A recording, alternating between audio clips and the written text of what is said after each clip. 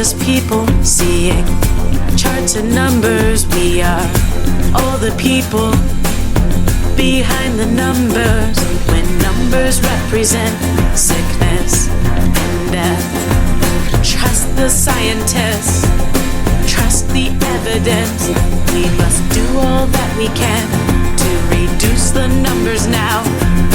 No one wants to fear, no, another number. We